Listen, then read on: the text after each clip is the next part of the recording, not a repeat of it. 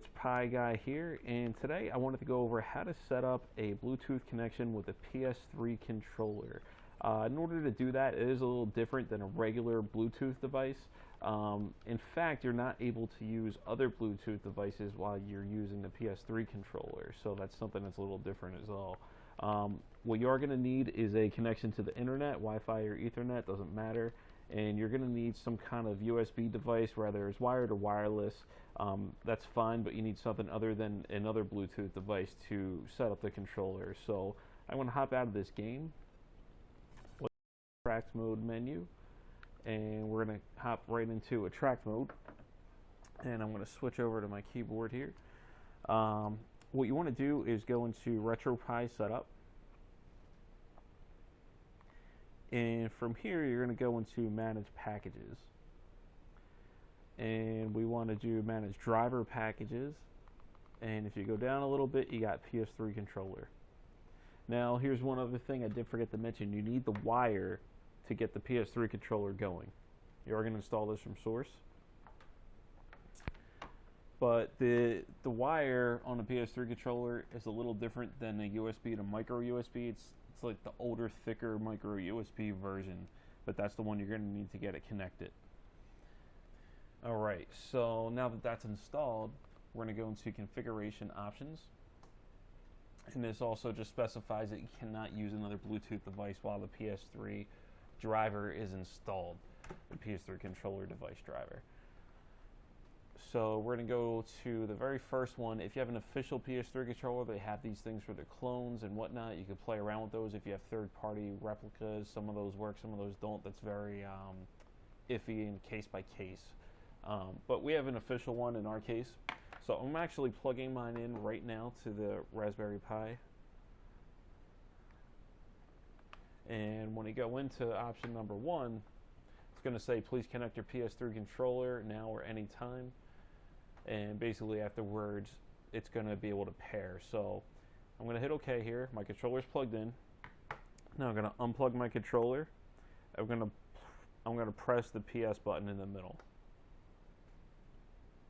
And it's going to kind of do its thing at the top. The red light's going to run up and down the connection numbers. And mine just settled right now. And it's not going to work yet. And that's because we have to configure it. So to do that, I'm going to go to cancel, back. So we're getting back to the track mode menu, and we actually need to get over to Emulation Station to set up the controller to work with games and everything. Now the easy way to do it is just hit launch Emulation Station. You could do that. The difference is if you turn off your console and turn it back on, it's going to launch at Emulation Station by default unless you switch it back to a track mode. So what I like to do is just hit escape and exit a track mode. And right here, I'm just going to type in Emulation Station.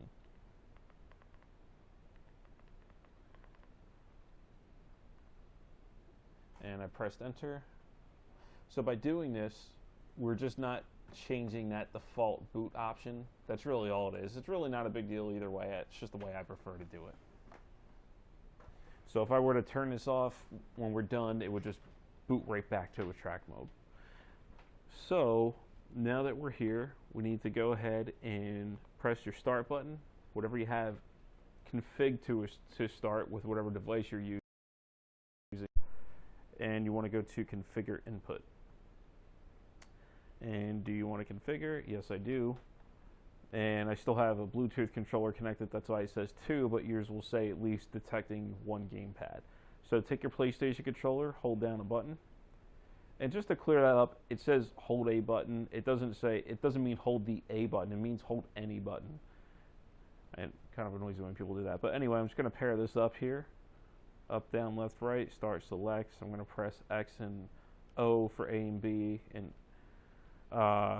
square and triangle for X and Y, left shoulder, right shoulder, triggers, thumbs, up, down, left, right, up, down, left, right, and press OK with the A button. And now it is paired. Now if we go into a game, just hop into anything here. 1943. Your controller should be working now. Adding coins, and I press start, and we're rolling now. And it's picking up, I think it's picking up 2 planes because I just left my my other controller paired that I was playing the Turtles game on when I started the video. But I'm operating this one with the PS3, and we're good to go. So let me hop out of here. Now the controller's connected to the console.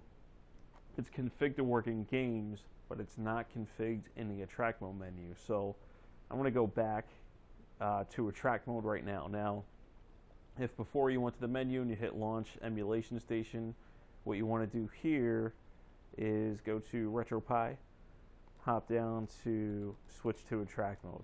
In my case, I didn't do that, so I can just go ahead and hit start, quit, and I'm going to quit emulation station. And now I could just type the word exit.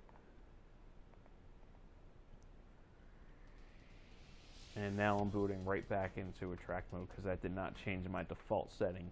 If your default setting is to launch in ES, when you type exit, it's going to take you to ES. If it's track mode, it's going to take you to attract mode. Alright, so now to configure controller for the attract mode menu, what you have to do is go ahead and press tab if you're using a keyboard, and hop over to controls. Now some of these are pretty universal, like my up and down on my left stick work, but my enter and back buttons do not work, or they're paired incorrectly. So you can go ahead line by line. I did this in another video, but just to give you a quick refresher. So up and down work for me. Back, I like to make that my circle button. You would just go ahead and hit add input.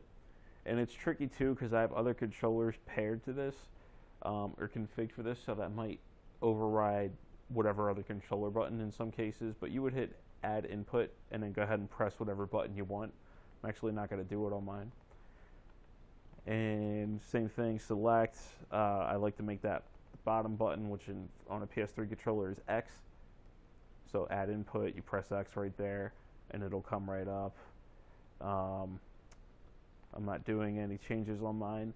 Really, my favorite controllers, they're Matricom, and there's one that's kind of designed more like an Xbox controller, and there's one designed more like a PlayStation controller, just the shape of it.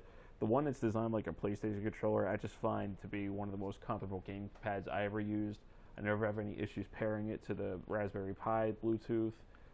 Those are my favorites. But I know if you're getting one of these, you're trying to keep your costs down. A lot of people have leftover PS3 controllers, so that's why I thought it would be a good idea to cover this for you guys today.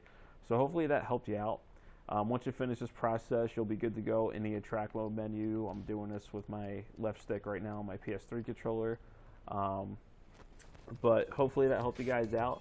Any questions or concerns, just go ahead and leave a comment below. Appreciate your feedback.